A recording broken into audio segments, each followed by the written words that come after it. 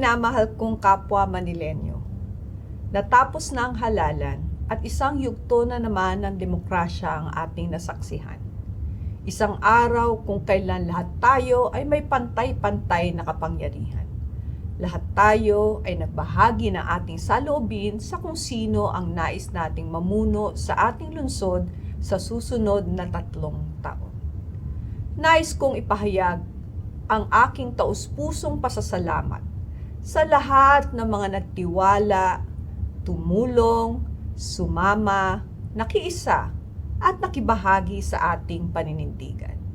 Maraming salamat sa mga naglaan ng panahon, sa mga nag-alay ng kanilang lakas, talino at kakayahan sa pagsama sa ating kampanya.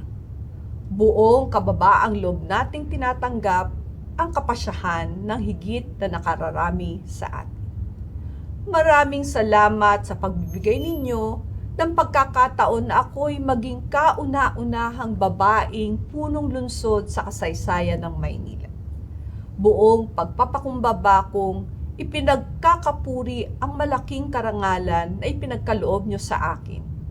Mula noon at magpahanggang ngayon, taas noon nating inaalay ang tapat at totoong serbisyo sa mamamayang Manilenyo.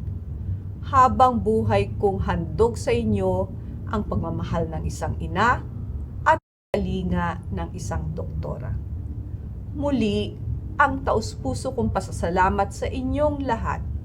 Sa Diyos natin ibigay ang kapurihan at karangalan dahil sa Kanya nagmumula ang pinakamagandang plano para sa bawat isa. Patuloy nating gawing makabuluhan ang bawat hakbang sa paglalakbay natin sa mabiyayang buhay. Ang pagmamahal ninyo at pagtitiwala sa pamilyang Lacuna, magmula pa sa aking ama na si Danny Lacuna, ay hinding-hindi ko malilimutan magpakailanman. Mahal na mahal ko po kayong lahat, mga kapwa kong Manilenyo. Pagpalain tayo ng poong may kapal.